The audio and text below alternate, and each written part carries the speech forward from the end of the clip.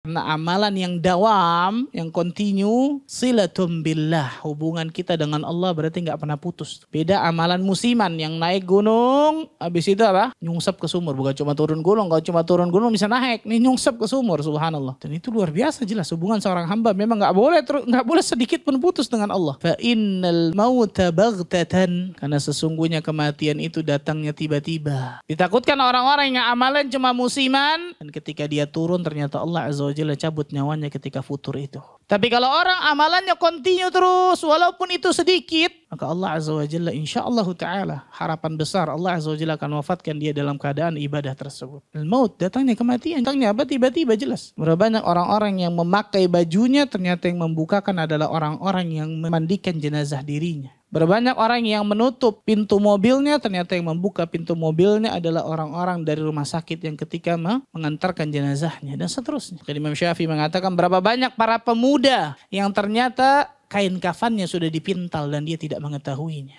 Gak ada yang tahu ya kawan. Gak ada yang tahu, subhanallah. Assalamualaikum warahmatullahi wabarakatuh. Innal hamdalillah nahmaduhu wa nasta'inuhu wa nastaghfiruh wa natubu ilayh wa na'udzu billahi min shururi anfusina wa min sayyiati a'malina may yahdihillahu fala mudilla lahu wa man yudlil fala hadiya lahu ashhadu an la ilaha illallah wahdahu la sharika lahu wa ashhadu anna Muhammadan 'abduhu wa rasuluh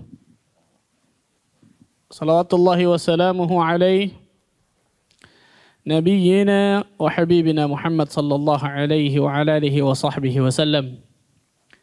Qala Allah Ta'ala fi kitabihil karim, ya ayyuhalladzina amanu ittaqullaha haqqa tuqatih wa la tamutunna illa wa antum muslimun, amma ba'd. Ikhwatal iman rahimani wa rahimakumullah. Saudara-saudaraku sekalian yang semoga Allah Tabaraka wa Ta'ala berikan keberkahan dalam kehidupannya. Alhamdulillah kita bersyukur kepada Allah Tabaraka wa Ta'ala atas segala limpahan karunia dan nikmat yang Allah berikan kepada diri kita. Sehingga pada kesempatan yang berbahagia ini Allah Subhanahu wa Ta'ala masih terus memberikan berbagai macam kenikmatan dan karunia kepada kita semua.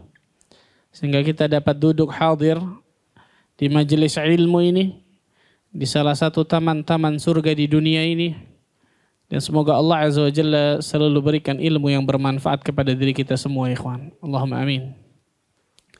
Salat dan salam semoga tercurah kepada Rasulullah sallallahu alaihi wasallam, Nabi akhir zaman, Nabi yang telah membawa kita dari zaman kejahiliahan, dari zaman kebodohan, dari zaman keterasingan akan ilmu menuju zaman yang terang menerang akan ilmu syar'i, yaitu zaman as-sunnah. Ma'asyiral muslimin rahimani wa rahimakumullah. Melanjutkan mabahas kita tentang kitab hadis Al-Arba'in An-Nawawiyah dan masih hadis ke-21 yaitu tentang istiqamah, beriman kemudian istiqamah. Setelah kemarin sudah kita bahas tentang hadis tersebut, hari ini insyaallah taala kita khususkan tentang kiat-kiat agar istiqamah. Sebagaimana kita ketahui bersama, ketika orang mendapatkan keistiqomahan di atas muka bumi ini, maka dia akan dapatkan berbagai macam keutamaan yang sangat luar biasa. Baik di dunia, apalagi nanti di akhirat keutamaan tersebut. Di antaranya Allah Azza wa Jalla berfirman di dalam surah Fussilat ayat 30. Innal ladzina qalu rabbuna Allah thumma istaqamu تتنزل عليهم الملائكة ألا تخافوا ولا تحزنوا وأبشروا بالجنة التي كنتم توعدون. Sesungguhnya orang-orang yang mengatakan Rabb kami adalah Allah, Rabbuna Allah, Rabb kami adalah Allah. Kemudian mereka istiqamah, lihat. Setelah mereka beriman, maka mereka istiqamah di atas kebenaran tersebut. Mereka istiqamah pada pendirian mereka tersebut. Apa kata Allah? Maka para malaikat akan turun kepadanya. Sebagian ulama tafsir mengatakan malaikat akan turun kepadanya ketika dia menjelang sakaratul maut. Kemudian malaikat itu akan mengatakan alla takhafu wa la tahzanu. Jangan kalian takut dan jangan kalian sedih. Wa abshiru bil jannati allati kuntum tu'adun, dan kabar gembira bagi kalian tentang surga yang Allah Azza wa Jalla janjikan kepada kalian. Allahu Akbar. Ini kabar gembira dari para malaikat ketika merenggut sakaratul maut bagi orang-orang yang bertakwa kepada Allah, istiqamah di jalan ketakwaan. Allah Azza wa Jalla akan berikan kabar gembira yang sangat luar biasa kepadanya. Itu surga yang Allah Azza wa Jalla janjikan kepada orang-orang yang bertakwa, istiqamah di atas ketakwaan tersebut. Maka sudah sepantasnya ikhwan, kita mengetahui kiat-kiat apa saja agar kita selalu istiqamah di atas muka bumi ini. Karena kita berjalan di atas muka bumi ini tidak mungkin gak ada fitnah. Baik itu fitnah syubhat ataupun fitnah syahwat, pasti akan selalu menerpa hati kita. Bahkan setiap harinya fitnah akan memasuki hati setiap manusia. Cuma bedanya ada hati manusia yang menyerap fitnah tersebut, ada yang menolaknya. Ketika menyerapnya maka akan dititikkan titik hitam dalam hati tersebut. Ketika hati yang menolaknya maka akan dititikkan titik putih dalam hati tersebut. Maka coba lihat diri kita masing-masing. Kita termasuk yang mana nih? Jangan-jangan ternyata ketika fitnah datang kepada diri kita, kita selalu termakan oleh fitnah tersebut. Kita selalu menyerap jangan-jangan fitnah tersebut yang menjadikan hati kita gelap, pekat, legam. Na'udzubillah. Ikhwatal iman rahimani wa rahimakumullah. Ketika orang istiqamah di atas muka bumi ini, bukan berarti orang tersebut nggak ada kekurangan. Perhatikan baik-baik nih. Nah, banyak orang yang menyangka ketika dia istiqamah berarti harus apa? Dari A sampai Z semuanya harus baik. Tidak. Allah Azza wa Jalla berfirman di dalam surah Fussilat juga ayat ke-6. Qul, katakan ya Muhammad, innama ana basyarum mithlukum yuha ilayya annama ilahukum ilahu wahid fastaqimu ilaih wastaghfiruh. Katakan ya Muhammad, bahwasanya aku hanyalah seorang manusia seperti kalian. Itu Nabi Muhammad SAW sama manusia seperti kita semua. Tapi bedanya apa? Diwahyukan kepadaku. Nah, Rasul SAW diberikan apa? Wahyu oleh Nabi oleh Allah Tabaraka wa Ta'ala. Bahwasanya Rabb kalian adalah Rabb yang Maha Esa. Maka tetaplah istiqamah pada jalan yang lurus menuju kepadanya dan mohonlah ampunan kepadanya. Lihat. Allah Azza wa Jalla menyelipkan setelah istiqamah, mohonlah ampunan kepada Allah. Al-Imam Ibn Rajab Al-Hambali ketika menjelaskan ayat ini beliau mengatakan, Allah Azza wa Jalla menyelipkan kata-kata meminta ampunan bagi kita setelah kalimat istiqamah, ini isyarat kata beliau. Kata Al-Hafidh Ibn Rajab nih. Ini isyarat bahwa seringkali ada kekurangan dalam keistiqomahan yang kita diperintahkan dengannya. Betul ya? Yang namanya manusia. Imannya yazid wa yanqus. Perhatikan nih. Yazid wa yanqus. Bukan yanqus wa yanqus. Bukan kurang dan kurang. Yazid wa yanqus. Bertambah dan berkurang. Nah, ketika orang istiqomah di atas muka bumi ini bukan berarti dia nggak berbuat dosa. Orang istiqomah di atas muka bumi ini bukan berarti dia nggak ada kekurangan sama sekali. Nggak ada, subhanallah. Kecuali Nabi dan Rasul, subhanallah Azza wa Jalla jaga, maksum. Selain Nabi dan Rasul, yazid wa yanqus, bertambah dan berkurang. Nah, makanya Al-Hafidh Ibn Rajab Al-Hambali mengatakan ini isyarat Allah Azza wa Jalla menyelipkan kata-kata istighfar setelah kalimat istiqamah, bahwa menutupi dari kekurangan istiqamah tersebut adalah beristighfar kepada Allah Azza wa Jalla. Apa saja kiat-kiat agar istiqamah, ikhwan? Yang pertama, para ulama menyebutkan memahami dan mengamalkan dua kalimat syahadat. Ini paling penting jelas, tauhid. Tauhidullah. Mentauhidkan Allah Tabaraka wa Ta'ala. Nabi Muhammad SAW berdakwah di kota Mekkah. Mengajak orang-orang kafir Quraisy, bahkan mendakwahkan dan mendidik para sahabat Nabi radhiyallahu anhum jami'an. 13 tahun lamanya kurang lebih dengan kalimat tauhid. Yang pada saat itu belum ada syariat apapun kecuali hanya syariat salat, dan itu pun turunnya di akhir-akhir sebelum Rasul sallallahu alaihi wasallam hijrah. Itu ketika Rasul mendapatkan Isra dan Mi'raj. Enggak ada syariat tentang zakat, puasa, azan, bahkan enggak ada sama sekali. Di Mekah enggak ada. Yang kebanyakan kalau antum perhatikan ayat-ayat yang turun di kota Mekah biasanya ayat-ayat tentang surga, neraka, iman, akidah. Itu untuk memantapkan hati para sahabat tuh 13 tahun, bayangkan. Menguatkan tauhid mereka sehingga ketika tauhid mereka sudah menancap dalam hati mereka, apapun yang diperintahkan Allah dan Rasulnya cuma 2 kata, sami'na wa ata'na. Berapa banyak ternyata dari diri kita tauhid kita masih jauh dari kata-kata yang benar. Ilmu tentang tauhid kita jauh dari kata-kata ideal, subhanallah. Berapa banyak kaum muslimin di luar sana ketika ditanya ada berapa rukun la ilaha illallah, menggelengkan kepalanya. Berapa banyak kaum muslimin di luar sana ketika ditanya ada berapa pembatal dari kalimat la ilaha illallah, menggelengkan kepalanya. Berapa banyak kaum muslimin di luar sana ketika ditanya konsekuensi dari syahadatul rasul wa anna muhammadar rasulullah, apa saja konsekuensinya? Nggak tahu. Ya beriman saja sama Rasul. Betul, itu diantaranya. Bukan hanya itu, tapi ada konsekuensi yang lain. Ini contoh tentang masalah ilmu akidah, ilmu tauhid. Nah, ini pentingnya tentang masalah apa? Tauhid. Ketika seseorang memahami, mengamalkan 2 kalimat syahadat dengan baik dan benar, memahami ilmu tauhid dengan benar, menancapkan tauhid dalam hatinya, maka ini sumber terbesar seseorang dapat istiqomah. Sumber terbesar ilmu tauhid ini. Maka jangan pernah bosan dan malas untuk belajar ilmu tauhid, ikhwan. Kalaulah guru terbaik mengajarkan murid terbaik 13 tahun di kota Mekah, bagaimana dengan kita, subhanallah. Yang 13 tahun itu belum selesai loh. Tambah lagi kota Madinah 10 tahun. Walaupun 10 tahun di kota Madinah turun syariat-syariat yang lain kan gitu. Tapi di kota Mekah benar-benar apa? Akidah yang sangat luar biasa.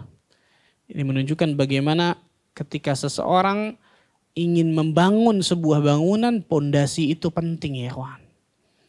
Untuk orang bangunan insya Allah tahu. Paling lama insya Allah pondasi bikinnya pasti, subhanallah. Pondasi kita tidak lain tidak bukan akidah yang benar, ilmu tauhid. Di antaranya ini memahami tentang 2 kalimat syahadat yang benar. Allah Azza wa Jalla berfirman di dalam surat Ibrahim, surat ke-14 ayat 27. Yuthabbitullahu alladhina amanu bilqawli thabiti fil hayati dunya wa fil akhirah. Wa yudhillullahu adh-dhalimina wa yaf'alullahu ma yasha'.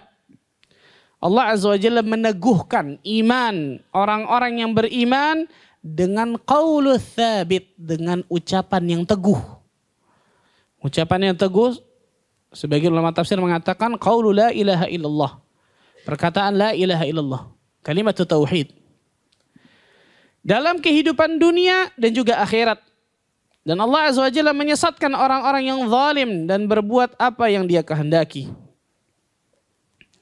Disebutkan dalam tafsiran, Allah Azza wa Jalla meneguhkan orang-orang yang beriman dengan ucapan yang teguh. Al-Muslim idza su'ila fil qabr yashhadu an la ilaha illallah wa anna Muhammad Rasulullah fadzalika qawluhu yuthabbitullahu alladhina amanu bil qawli thabiti fil hayati dunya wa fil akhirah. Jika seorang muslim ditanya di alam kuburnya lalu dia berikrar bahwa tidak ada sesembahan yang berhak diibadahi dengan benar melainkan Allah dan Nabi Muhammad SAW adalah utusan Allah, maka inilah tafsir dari Allah meneguhkan iman orang-orang yang beriman di dunia dan di akhirat. Allahu Akbar. Jadi Allah Azza wa Jalla akan berikan kemudahan di antara tafsirannya nih ya. Allah Azza wa Jalla akan berikan kemudahan orang tersebut menjawab pertanyaan malaikat munkar dan nakir ketika di alam kubur. Man rabbuka, man nabiyuka, ma dinuka. Itu bisa diketahui ketika seseorang apa? Benar-benar berilmu tentang tauhidnya, berilmu tentang 2 kalimat syahadatnya, mengamalkan dalam kehidupannya sehari-hari tentang ilmu tauhid tersebut. Nah, yang disebutkan para ulama tentang masalah ini.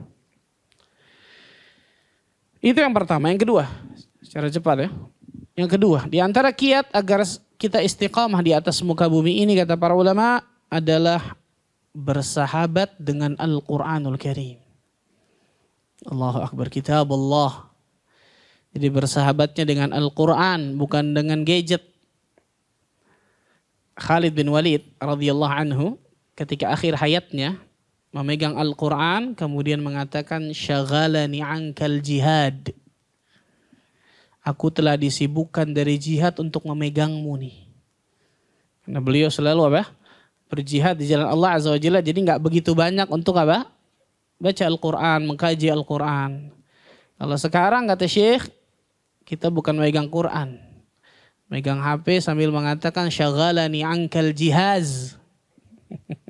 Bukan jihad, jihaz. Aku telah disibukkan darimu, dari apa? Membaca Al-Quran, subhanallahirrahmanirrahim. Nah, ketika orang dekat kepada Al-Quran Al-Karim, ikhwan, Allah Azza wa Jalla akan berikan berbagai macam kebaikan dalam hidupnya. Berbagai macam kebaikan. Baik dia selalu membacanya, baik dia berusaha menghafalnya, baik dia mentadabburi isi-isi Al-Quranul Karim, baik dia mengkaji isi Al-Quran, apalagi ketika mengamalkan isi Al-Quran, mempraktekkan dalam kehidupannya, wah luar biasa, Masya Allah. Allah Azza wa Jalla akan berikan berbagai macam keistimewaan. Syekh Muhammad bin Shalih Al-Utsaimin rahimahullahu ta'ala mengatakan, satara atharan ajiban. Engkau akan melihat pengaruh yang sangat menakjubkan ketika engkau mendekat dengan Al-Quranul Karim dalam kehidupanmu. Allahu Akbar. Dan ini benar. Allah Azza wa Jalla berfirman dalam surah An-Nahl. Surah 16 ayat 102. Qul, katakanlah, nazzalahu ruhul qudus min rabbika bil haqq liyuthabbita alladhina amanu wa hudan wa busyra lil muslimin. Katakanlah, Ruhul Qudus, Jibril alaihissalam, menurunkan Al-Quran dari Rabbmu dengan benar. Untuk apa?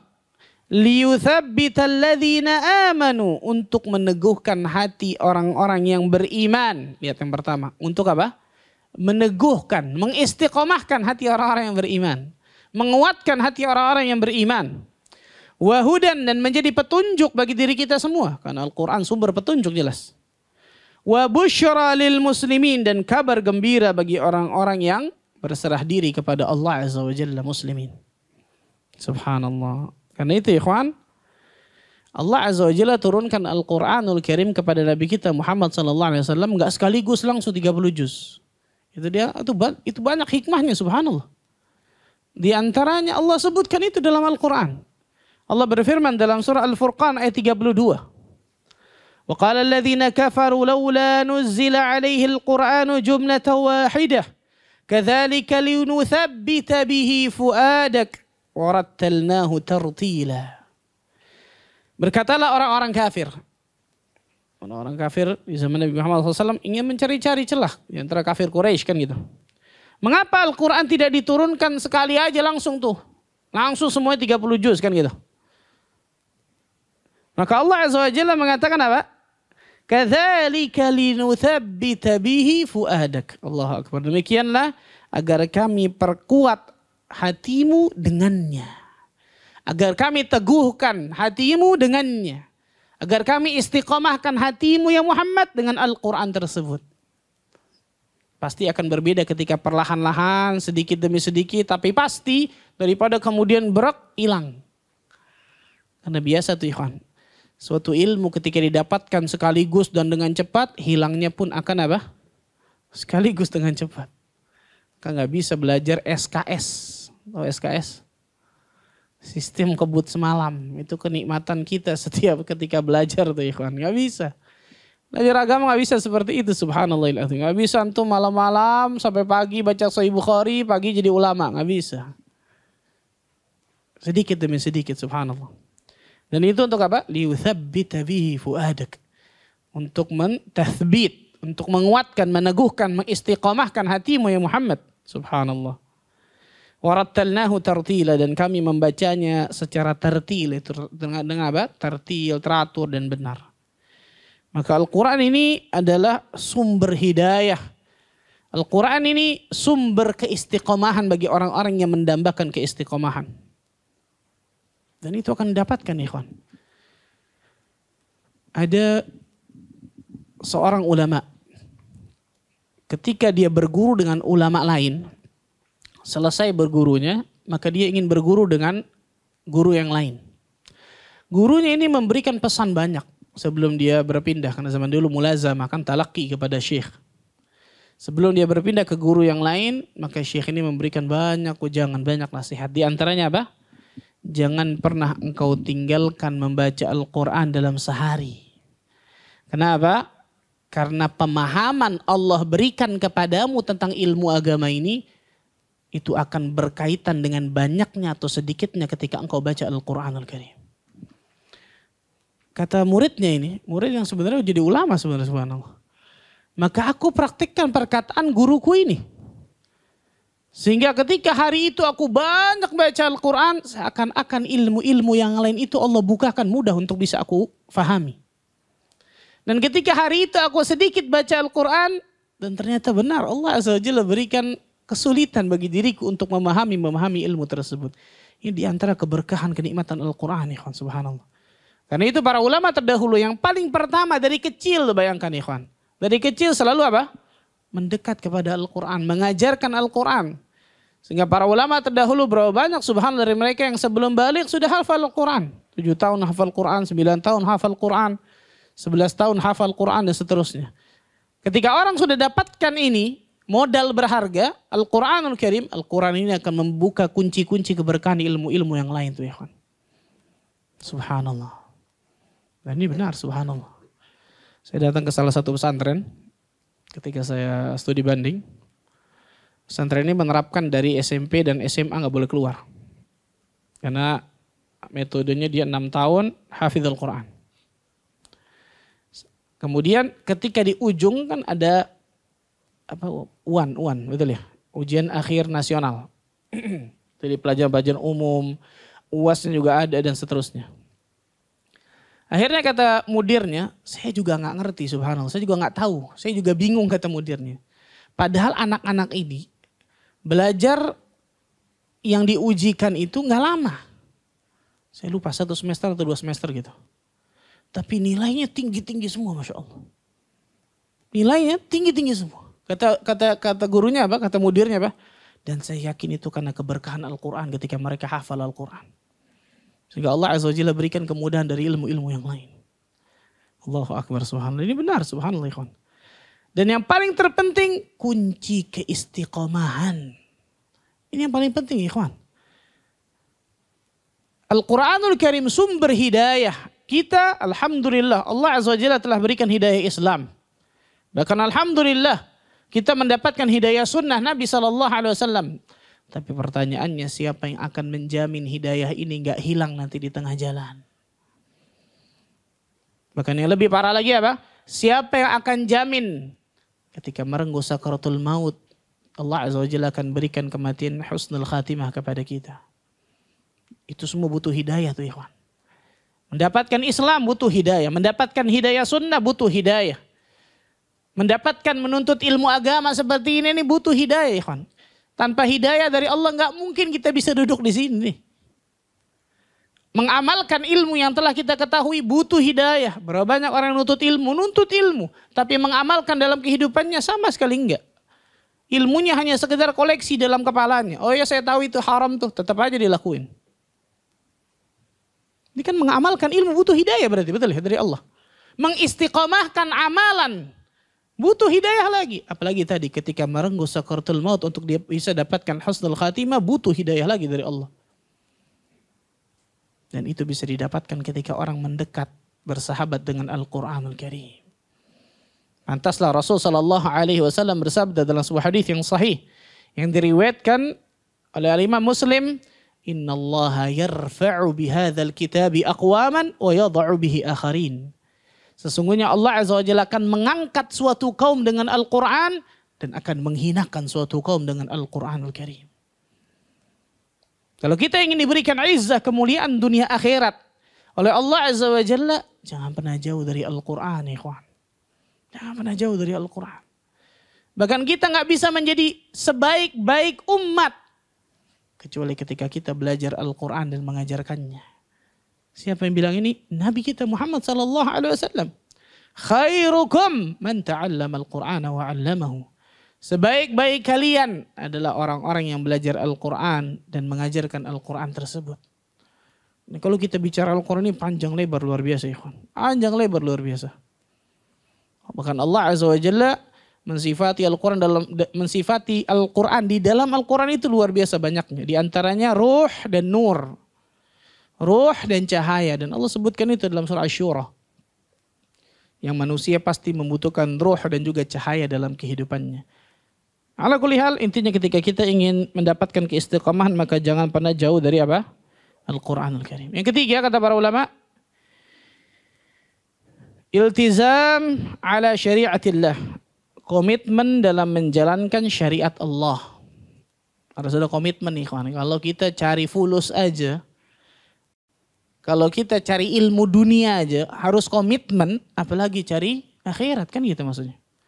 Apalagi cari akhirat. Apalagi cari surga Allah Azza wa Jalla. Ketika seseorang ingin perdagangannya berhasil, dia harus komitmen dengan perdagangannya kan gitu. Setiap hari dia keluar, setiap hari dia ikhtiar, setiap hari dia doa sama Allah, setiap hari dia ketemu orang dan seterusnya kan. Sampai Allah Azza wa Jalla berikan keberhasilan, kan gitu. Kok kenapa masalah akhirat kita nggak mau komitmen tuh ikhwan? Rasulullah sallallahu alaihi wasallam bersabda, fa inna ahabbal a'mali ilallah adwamuha wa in qalla.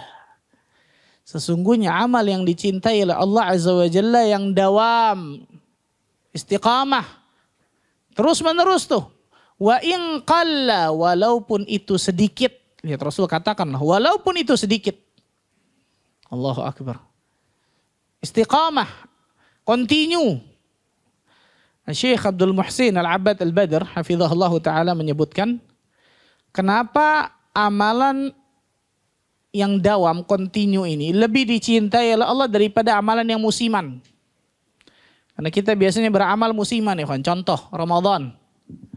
Berapa banyak ternyata dari kita ketika Ramadan, wah Masya Allah masjid penuh tuh. Betul ya? Jam 2 malam bisa penuh masjid. Terutama 10 akhir. Terutama malam ganjil. Terutama malam 27. Betul ya. Tapi ketika selesai Ramadan, selamat tinggal lagi masjidnya tuh. Ini musiman namanya. Jauh lebih baik ketika seseorang, ini contoh paling ringan nih kawan ya, paling minimal lah. Jauh lebih baik ketika seseorang sebelum tidurnya ambil wudhu, sholat 1 rakaat witir sebelum tidur.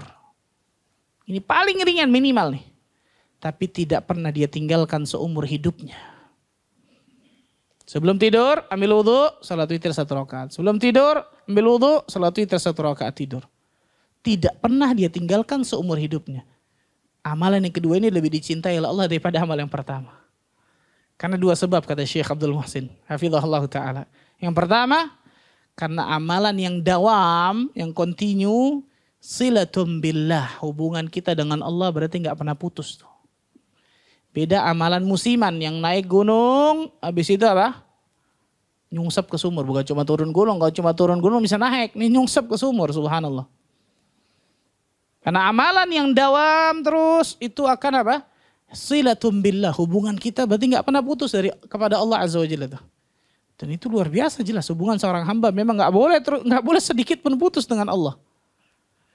Yang kedua kata Syekh Abdul Muhsin, hafizahullah taala, fa innal mauta baghtatan, karena sesungguhnya kematian itu datangnya tiba-tiba. Ditakutkan orang-orang yang amalan cuma musiman dan ketika dia turun ternyata Allah Azza wa Jalla cabut nyawanya ketika futur itu.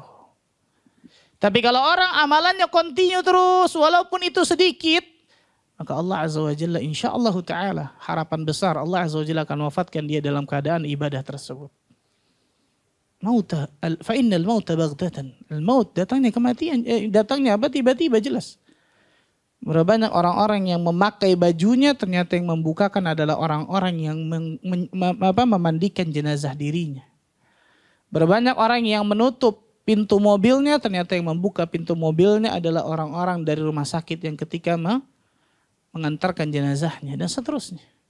Maka Imam Syafi'i mengatakan berapa banyak para pemuda yang ternyata kain kafannya sudah dipintal dan dia tidak mengetahuinya. Gak ada yang tahu ya kawan. Gak ada yang tahu subhanallah. Maka ketika seorang beriltizam, berkomitmen, mendawamkan, mengkontinukan amalannya, maka itu sebuah kenikmatan besar luar biasa. Dalam sebuah hadis yang sahih yang diriwayatkan oleh Imam Al-Bukhari dari Abdullah bin Amr bin As, ia mendengar bahwa Rasul sallallahu alaihi wasallam bersabda, "Ya Abdullah, wahai Abdullah, la takun mithla fulan, kana yaqumul lail fataraka qiyamal lail." Wahai Abdullah, jangan engkau seperti si fulan tuh. Dulu dia sholat malam, tapi ternyata dia meninggalkan sholat malam sekarang. Subhanallah, lihat. Abdullah ibn Umar radhiyallahu anhu dari hadis yang panjang tuh. Ketika beliau tidur malam hari, kemudian mimpinya ternyata dibawa malaikat, kemudian apa? Diperlihatkan ini neraka dan seterusnya dan seterusnya. Maka Abdullah bin Umar cerita dengan saudarinya Hafsah, istri Nabi SAW. Hafsah cerita dengan Rasul SAW. Rasul kemudian membenarkan mimpi Abdullah, kemudian mengatakan, "Ni'mar rajul Abdullah, law kana yusalli minal lail." Sebaik-baik pemuda itu Abdullah bin Umar maksudnya, kalau dia mau sholat malam. Berarti kalau dia tidur berarti kan nggak sholat malam. Apa kata Abdullah bin Umar radhiyallahu anhu? Semenjak itu aku tidak pernah meninggalkan sholat malam sama sekali. Lihat keistiqomahan para sahabat luar biasa dalam mengamalkan apa?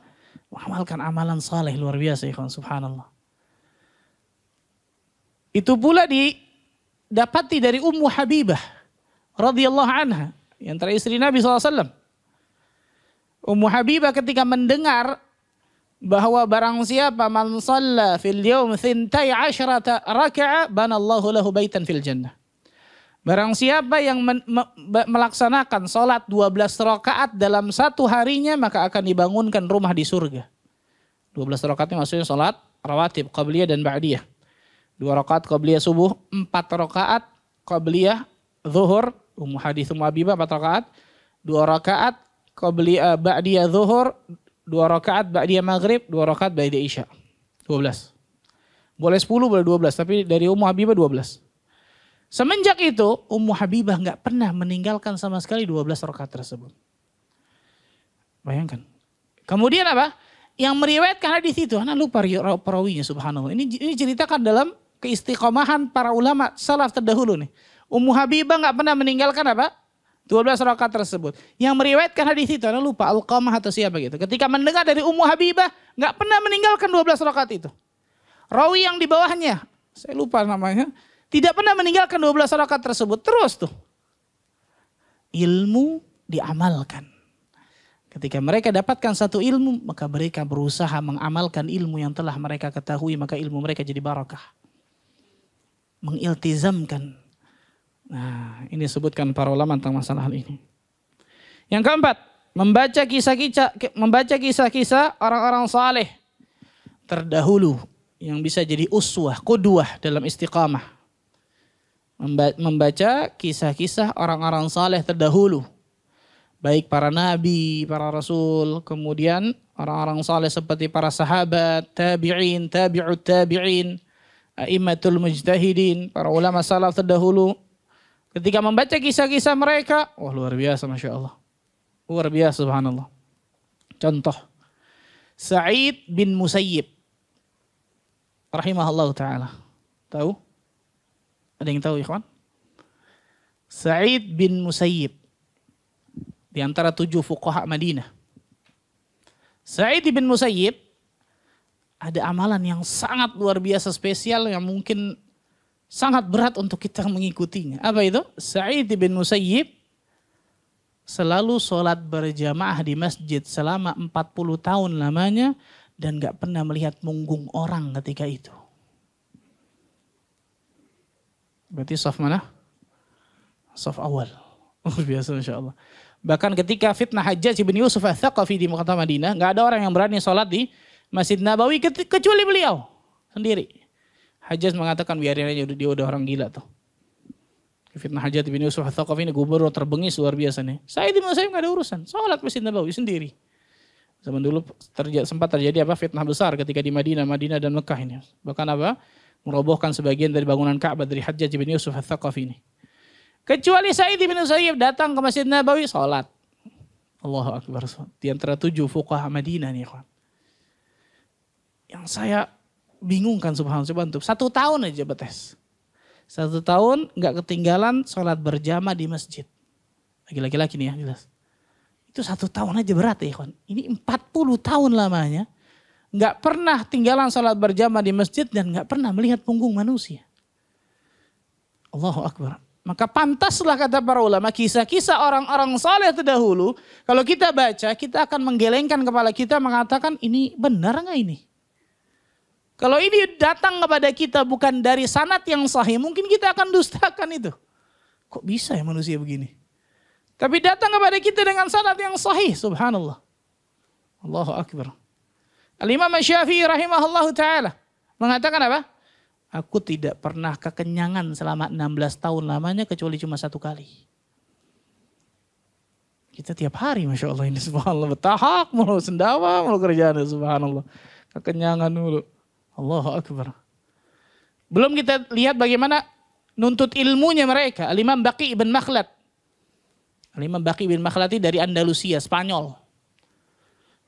Ingin menuntut ilmu kepada Imam Ahmad ibn Hanbal rahimahullahu ta'ala. Imam Ahmad ada di Baghdad, di Irak. Untuk melihat di maps, dari Spanyol ke Irak berapa kilo itu. Imam Baqi ibn Makhlad datang dari Spanyol, Andalusia ke Baghdad. Karena gak punya uang, gak punya fulus, jalan. Karena gak punya uang, memakan makanan yang dibuang orang. Datang ke Baghdad, bayangkan. Berapa lama itu? Berapa bulan subhanallah. Ketika di Baghdad Allah takdirkan Imam Ahmad lagi diboikot. Gak boleh ngajar. Fitnah khalqul Quran. Gak boleh ngajar. Sehingga kemudian Imam Baqi bin Makhlad dikasih tahu rumah Imam Ahmad yang itu tuh. Gak boleh keluar bahkan. Bukan ngajar lagi. Subhanallah. Datang Imam Baqi seperti seorang pengemis mengetuk rumah Imam Ahmad. Kemudian menjelaskan aku adalah namanya Baqi ibn Makhlad. Datang dari jauh ingin belajar dengan wahai Imam. Mungkin Imam Ahmad takjub luar biasa dari Andalusia nih.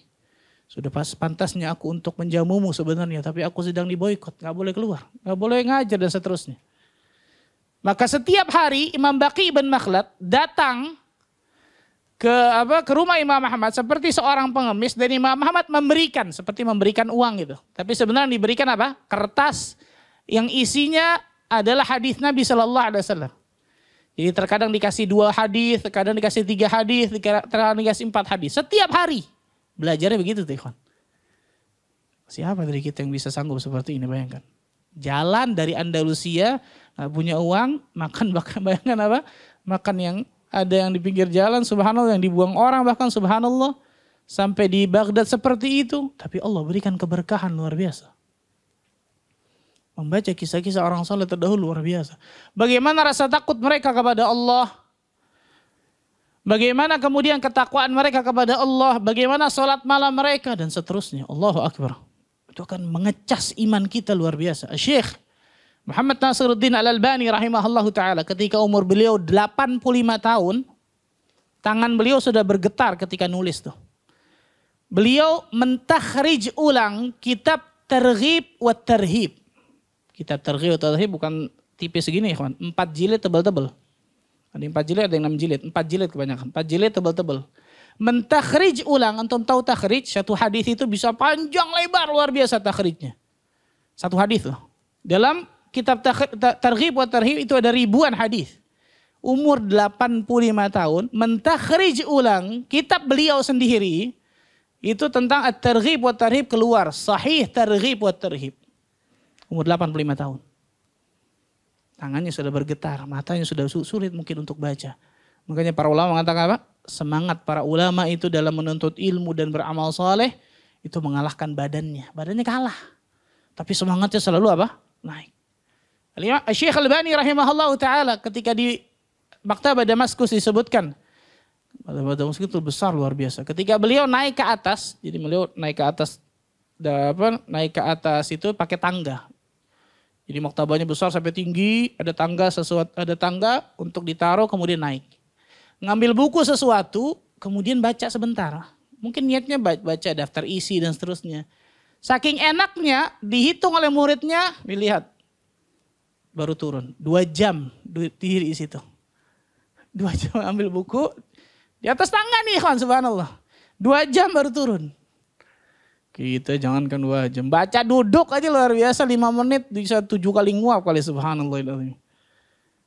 Baca Quran begitu subhanallah. Keruqyah sendiri jangan-jangan subhanallah. Keistimewaan yang sangat luar biasa, bayangkan subhanallah.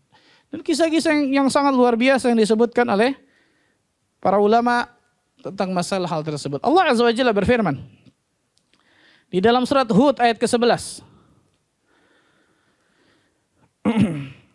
Wa kullan naqussu 'alaika min anba'ir rusul ma nuthabbitu bihi fuadak wa ja'aka fi hadhihi al-haqq wa maw'izatan wa dzikra lil mu'minin. Dan semua kisah dari rasul-rasul kami ceritakan kepada kalian. Ialah kisah-kisah yang dengannya kami teguhkan hati kalian. Lihat kisah-kisah dari rasul, contohnya nabi dan rasul adalah kisah-kisah yang kami ceritakan kepada kalian, ada hikmahnya, ada tujuannya untuk apa? Untuk meneguhkan hati kalian, mengistiqamahkan hati kalian. Dan dalam surat ini telah datang kepada kalian kebenaran serta pengajaran dan peringatan bagi orang-orang yang beriman. Allahu Akbar. Contoh apa? Kisah Nabi Ibrahim alaihissalam yang setiap tahun insya Allah kita dengar. Ketika apa? Idul Qurban, betul ya? Idul Adha. Bagaimana kisah Nabi Ibrahim alaihissalam? Luar biasa subhanallah. Kalau orang zaman sekarang diperintahkan seperti Nabi Ibrahim, saya yakin gak kuat seperti itu. Nabi Ibrahim alaihissalam tidak punya anak puluhan tahun lamanya. Jadi kemudian menikah lagi dengan Hajar. Yang pertama Sarah, yang kedua Hajar. Allah karunia anak, dalam sebuah riwayat disebutkan umurnya 80 tahun lebih. Ketika baru mempunyai anak 80 tahun lebih, bayangkan. Allah Azza wa Jalla uji. Kenapa? Sebagian ulama mengatakan hati Nabi Ibrahim, kecintaan Nabi Ibrahim kepada anak dan istrinya yang pada saat itu tuh diuji oleh Allah Azza wa Jalla. Mana lebih besar, kecintaan Allah atau kecintaan kepada anak dan istrimu ini? Diuji oleh Allah Azza wa Jalla. Sehingga Nabi Ibrahim alaihissalam disuruh meninggalkan orang yang paling beliau cintai. Yang kalau kita disuruh, wallahu alam, kita akan turuti atau tidak ini. Meninggalkan biwadin ghairi dhi zara'.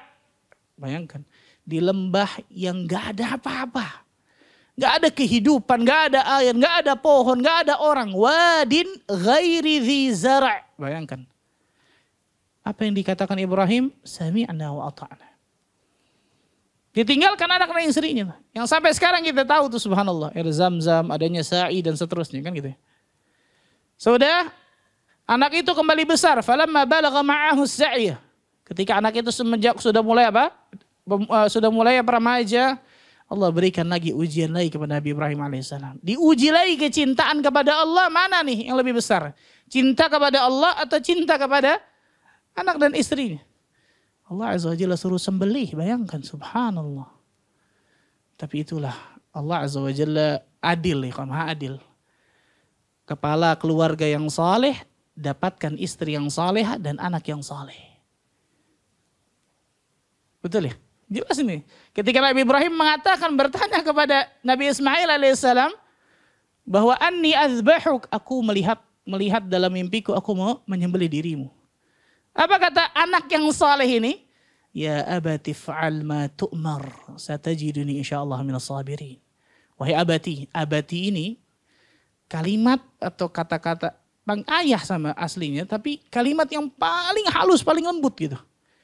Jadi Nabi Ismail alaihissalam mau disembelih sama ayahnya, tapi masih berakhlakul karimah kepada ayahnya. Perhatikan, luar biasa ini. Ini pelajaran besar luar biasa kepada kita semua para anak nih, subhanallah. Wahai ayahku, ya abati, kerjakan apa yang Allah Azza wa Jalla perintahkan kepadamu. Semoga Allah Azza wa Jalla jadikan aku orang-orang yang sabar. Allahu Akbar. Pantaslah Allah Azza wa Jalla mengatakan, wa minan nasi man yashri nafsahu ibtigha'a mardatillah wallahu ra'ufun bil ibad. Di antara manusia ada orang-orang yang mengorbankan diri mereka. Bayangkan, bukan harta mereka, bukan cuma waktu mereka, bukan cuma tenaga mereka, bukan cuma pikiran mereka. Diri mereka korbankan. Untuk dapatkan apa? Keridhaan Allah Azza wa Jalla. Wallahu ra'ufun bil ibad. Dan Allah Azza wa Jalla maha penyantun kepada para hambanya, subhanallah. Ini kisah-kisah yang luar biasa. Bagaimana Allah berikan keteguhan kepada Nabi Ibrahim alaihissalam dan kepada anaknya Ismail alaihissalam. Dan masih banyak subhanallah cerita-cerita yang sangat luar biasa banyak yang disebutkan oleh para ulama. Al-Imam Abu Hanifah rahimahullah ta'ala sampai berkata, al-hikayat anil ulama wa mujalasatihim ahabbu ilayya min kathirin minal fiqhi. Kisah-kisah para ulama dan duduk bersama mereka itu lebih aku sukai daripada menguasai beberapa bab masalah fikih. Bayangkan subhanallah. Kenapa? Li'annaha adabul qaum wa akhlaquhum. Karena dalam kisah tersebut diajarkan berbagai macam adab dan akhlak yang luhur mereka. Allahu Akbar. Yang disebutkan oleh Imam Abu Hanifah. Yang kelima adalah memperbanyak doa kepada Allah Azza wa Jalla. Di antara doa yang sering dipanjatkan oleh Nabi SAW, ya muqallibal qulub, thabbit qalbi ala dinik. Ya musarrifal qulub, sarrif qalbi ala ta'atik. Wahai zat yang membolak-balikan hati, tetapkan hatiku di atas agamamu. Wahai zat yang memaling-malingkan hati, palingkan hatiku untuk selalu ketaatan kepada dirimu. Subhanallah. Ini Nabi kita Muhammad SAW doa seperti ini, bagaimana kita? Diriwayatkan di Anas bin Malik radhiyallahu anhu. Anas bin Malik bertanya kepada Nabi SAW, ya Rasulullah SAW, kita telah mendapatkan hidayah Islam. Kita telah mengikuti dirimu, wahai Rasul sallallahu alaihi wasallam. Apakah engkau masih takut akan kami nih? Sahabat lo bayangkan. Apakah engkau masih takut akan kami nih? Sehingga kami masih terus memperbanyak apa? Membaca doa tadi itu. Ya muqallibal qulub, tsabbit qalbi ala dini. Maka Rasul sallallahu alaihi wasallam mengatakan, inna quluba bani Adam baina usbu'aini min asabi'ir rahman. Sesungguhnya hati anak Adam itu di antara jari dari jari jemari Allah tabaraka wa ta'ala, yuqallibu kaifa yasha. Allah azza wa jalla membolak-balikan kemanapun yang Allah inginkan. Allahu Akbar. Allahu Akbar, subhanallah. Maka perhatikan ikhwan, doa kepada Allah. Jangan pernah remehkan masalah doa. Kata para ulama, orang yang sombong adalah orang-orang yang malas dan jarang berdoa kepada Allah. Allah azza wa jalla akan murka, marah kepada seseorang yang malas, jarang berdoa kepada Allah. Apalagi ternyata dia berdoa kepada selain Allah. Maka jelas ini kesyirikan. Allah azza wa jalla akan murka kepadanya. Menunjukkan berarti hamba itu gak butuh Allah dalam hidupnya. Dan ini gak mungkin, mustahil. Doa kepada Allah agar Allah berikan keistiqomahan. Dan yang terakhir, berteman dengan orang-orang saleh. Bergaul dengan orang-orang saleh. Ada banyak pada hakikatnya, tapi insyaallah ta'ala 6 ini cukup. Mudah-mudahan karena waktunya juga nggak bisa banyak. Bergaul dengan orang-orang saleh. Rasul sallallahu alaihi wasallam bersabda, "Al-mar'u ala dini khalilihi. Falyanzur ahadukum man yukhalil." Seseorang itu tergantung agama teman karibnya. Agama seseorang itu tergantung agama teman karibnya. Maka lihatlah siapa yang kalian jadikan teman karib kalian. Lihat Rasul membahasakan khalil. Al-Imam Abu Ja'far At-Tahawi dalam kitabnya Aqidah Tahawiyah menyebutkan kata-kata yang disayangi atau kekasih itu ada 10 tingkatan dalam bahasa Arab. Hebatnya bahasa Arab nih, subhanallah. Yang paling tinggi khullah, khalil.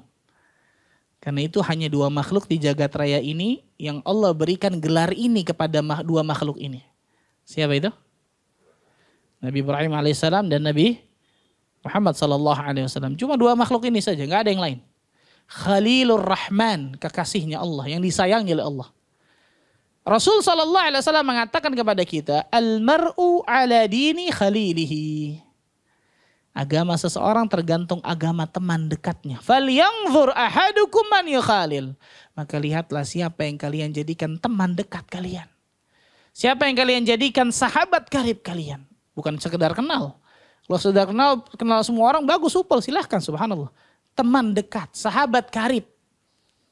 Kita diperintah oleh Nabi SAW untuk selektif dalam memilih teman dekat kita. Kenapa? Karena biasanya nggak jauh tuh ikhwan. Kita bisa berteman dekat, bersahabat karib ketika banyak kecocokan antara kita dengan teman kita ini nih. Makanya para ulama mengatakan apa? Kalau ingin melihat seseorang, maka lihatlah teman dekatnya. Insya Allah nggak akan beda jauh itu, 11-12 insya Allah. Nah, ketika seseorang berteman dengan orang-orang saleh, maka insya Allah ta'ala ini akan menularkan bagi dirinya kebaikan. Nah, subhanallah. Makanya para ulama terdahulu selalu mendekat kepada apa? Kepada ulama, kepada guru-guru mereka, ingin mendapatkan nasihat, wejangan dan seterusnya. Ibnu Qayyim al-Jauziyah rahimahullahu taala menyebutkan ketika hatiku dalam keadaan gundah, kata Ibnu Qayyim. Aku sedang sumpah nih, masih belajar Ibnu Qayyim nih. Maka aku datang kepada guruku Syekhul Islam Ibn Taimiyah rahimahullah. Ketika baru sampai di rumahnya dan ngelihat wajahnya, hilang gundah gulanaku. Antum punya nggak teman seperti ini, kawan? Atau sebaliknya, ketika ketemu mukanya, ya Allah sumpah. Ini Ibnu Qayyim sebutkan lah, ketika baru ngelihat wajahnya, Allahu Akbar. Dan ini juga dirasakan Abdullah bin Salam kepada Nabi SAW ketika sampai di Madinah. Ketika pertama kali ngelihat wajah Nabi, Abdullah bin Salam ini pendeta Yahudi luar biasa. Wajah ini bukan wajah pendusta, kata Abdullah bin Salam. Apalagi ketika Rasul mengatakan, ya ayuhan nas afsyus salam bainakum wasilul arham wa at'imut ta'am tadkhulul jannata bisalam, kan gitu. Lebih luar biasa lagi. Ibnu Qayyim mengatakan, aku ngelihat wajah guruku Syekhul Islam, hilang gundah gulanaku. Allahu Akbar. Apalagi ketika beliau memberikan nasihat-nasihat kepada diriku, imanku seakan-akan terbang ke atas langit itu, subhanallah. Nah, kita harus punya nih kawan guru-guru seperti ini, teman-teman yang mengingatkan kita tentang akhirat. Bukan hanya teman-teman yang mengingatkan kita masalah dunia aja, bukan fulus aja, subhanallah. Bukan hanya teman-teman yang kemudian ketika kita ketemu hanya masalah dunia semata. Yang lebih parah teman-teman dalam masalah kedurhakaan dosa. Na'udzubillah min dzalik. Imam Hasan al-Basri mengatakan apa? Perbanyaklah teman yang saleh di atas muka bumi ini.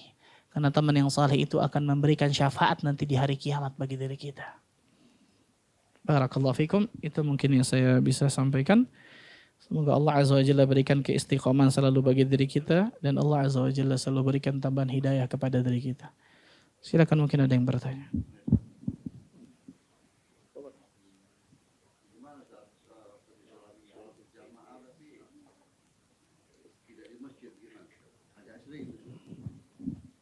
Nah, Syekh Ibrahim Ruhaili hafizahullah ta'ala ditanya kemarin ketika daurah di Malang, Syekh, bagaimana kalau azan terdengar bagi diri kita, di kantor kita ada musola. Misal di kantor kita ada apa? Musola. Boleh nggak kita sholat di musola tersebut? Yang memang ada beberapa yang memang sholat berjamaah di situ. Kata Syekh, yang menjadi batas, kata beliau, yang menjadi batas ukuran kita harus mendatangi adalah suara muadzin yang sampai kepada kita biduni mukabbiratis saut. Tanpa apa? Tanpa speaker. Karena zaman Nabi SAW dulu kan naik di atas, di tempat yang tinggi, kemudian apa? Dengan suara yang lantang. Yang jadi standar itu. Kalau itu tidak terdengar, maka pada hakikatnya kita boleh sholat berjamaah di tadi musola kantor atau musola dan seterusnya. Tapi ketika kita mau ke masjid, hadza afdal. Itu lebih apa? Lebih afdal jelas. Wallahu a'lam bishawab. Allah barik fikum. Kalau masjidnya jauh, masjidnya agak jauh, terus kalau orang kerja takut terlambat, istirahat. Nah, itu yang saya katakan tadi. Kalau dia di kantornya ada musola, maka dia bersolat berjamaah dengan teman-teman yang lain kan gitu ya. Kalau maksudnya memang jauh harus pakai kendaraan dan seterusnya, dan ternyata di kantornya itu ada musola misalnya, maka dia berjamaah dengan apa? Dengan teman-teman kerjanya yang lain. Teman-teman yang lain. Dan itu boleh insya Allah. Tapi ini jangan jadikan dalil kemudian masih jauh, Pak Ustaz, saya sholat di rumah aja sendiri Pak Ustaz. Insya Allah. Terkadang kita nggak proporsional nih, kawan. Cari. Nah, kita nggak bicara masalah kerja nih. Kita nggak bicara masalah kerja di rumah, di rumah. Kalau di rumah, kalau kita mencari uang misalnya, mencari fulus, kemanapun luar biasa, masya Allah kita cari kan gitu ya. Tapi kemudian ketika panggilan Allah Azza wa Jalla, hayya 'alas shalah, dan ternyata apa? Penyakit al-malas. Nah, ini jadi masalah nih, penyakit al-malas menghinggapi kita. Ini menjadikan kita nggak salat berjamaah, kan itu sayang, subhanallah. Bukan apa? Bukan dijadikan dalil, malah kemudian kita nggak salat berjamaah di masjid. Wallahu a'lam.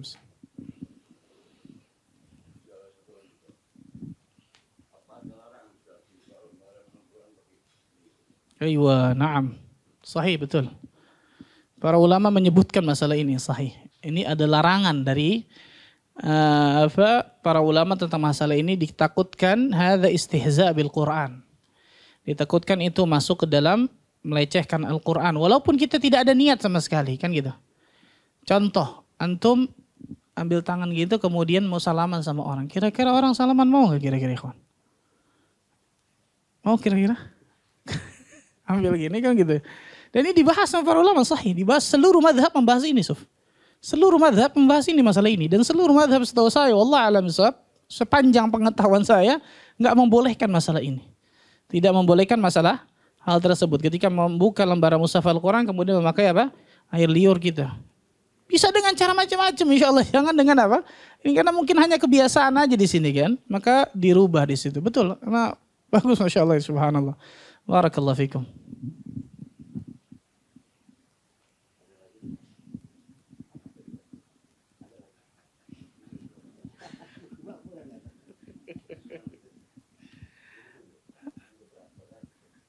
Ada lagi?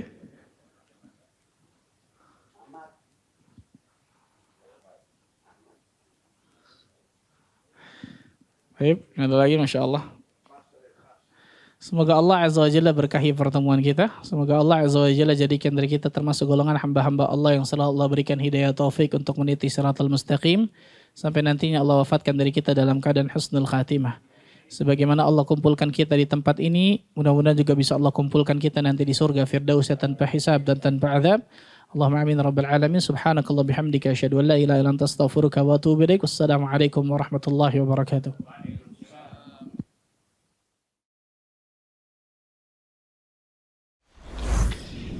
Jazakumullah khairan, barakallahu fikum. Video ini dibuat atas partisipasi dari donasi Anda. Semoga menjadi amal jariah bagi Anda semuanya.